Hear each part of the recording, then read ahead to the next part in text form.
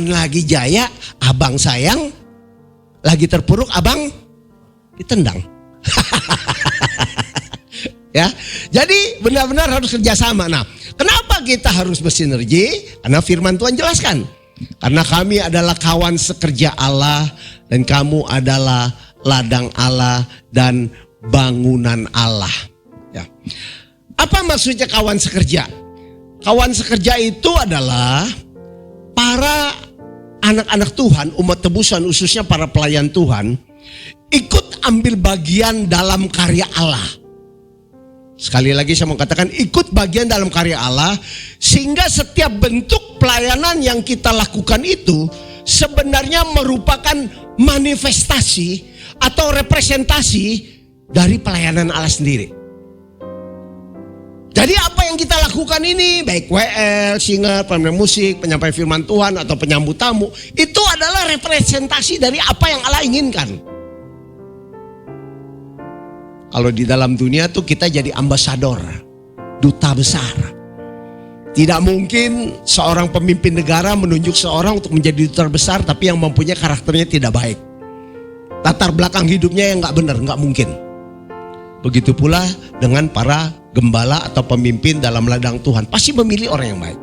Memang kita semuanya belum sempurna. Kita setiap hari diproses sudah menjadi sempurna.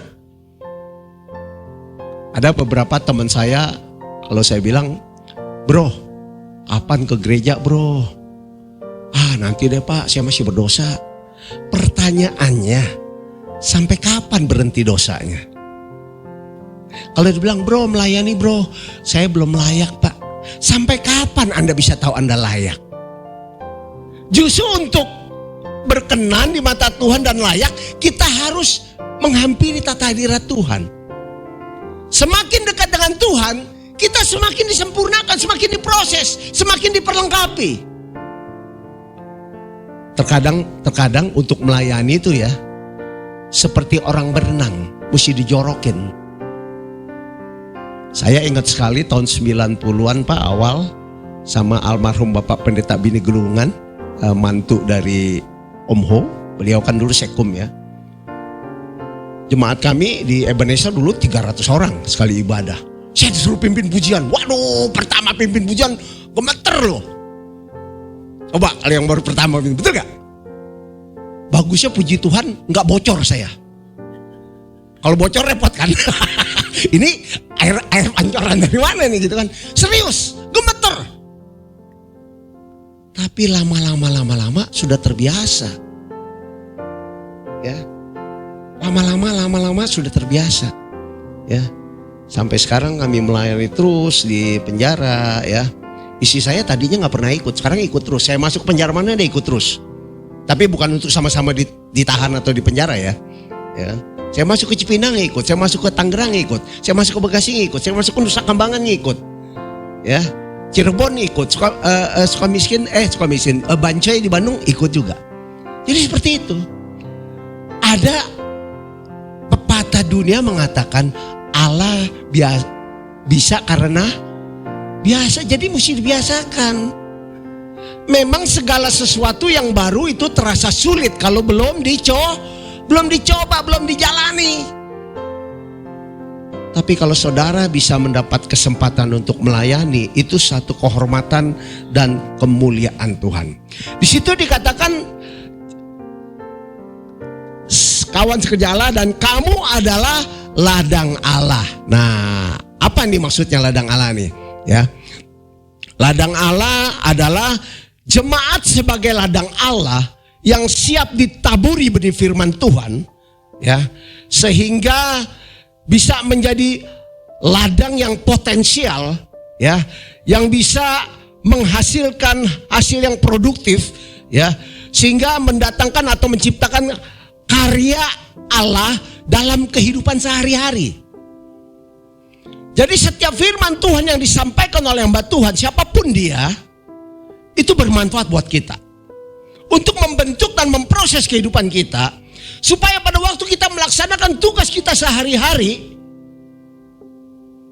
perbedaan kita dengan orang dunia itu semakin nampak. Kalau kita mengikut Tuhan, orang Kristen 5 tahun, 10 tahun, 15 tahun, 20 tahun tapi nggak ada perubahan, saya mau katakan lebih baik nggak usah ikut Tuhan. Ekstrim kan? Tinggalin Tuhan aja. Buat apa? Masih ikut Tuhan, masih kelakuannya seperti orang dunia. Mohon maaf, orang dunia ngudut, dia ikut ngudut. Orang dunia minum, dia ikut minum. Orang dunia narkoba, dia ikut narkoba. Sebagai orang Kristen, umat pilihan, umat tebusan, kita sudah dipilih, sudah ditebus, sudah disucikan, sudah dikuduskan. Kita harus berbeda. Colek kiri kanan, berbeda.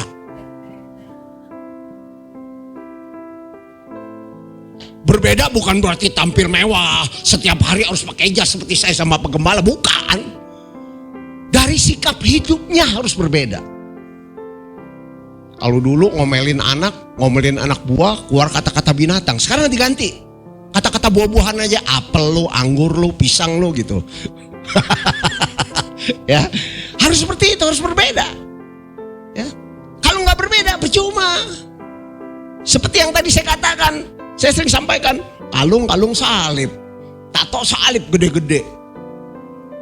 Rupanya nih salib yang dilukis di badannya itu bukan salib yang di tengah, yang di kiri sama yang di kanan Yesus. Siapa itu? Penjahat. Kalau salib penjahat ya pasti kelakuannya juga nggak berubah. Seperti itu. Kita harus ambil salib yang di tengah, jangan yang di kiri kanan. Ya. Jadi kita harus berbeda. Nah, itu ladang Allah. Lalu dikatakan lagi, kita bangunan Allah. Bangunan Allah itu adalah bangunan rumah tangga milik Allah, ya.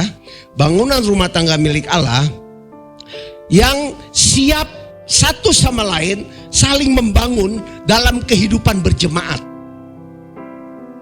Jadi kita satu sama lain harus saling membangun, saling menopang, saling melengkapi.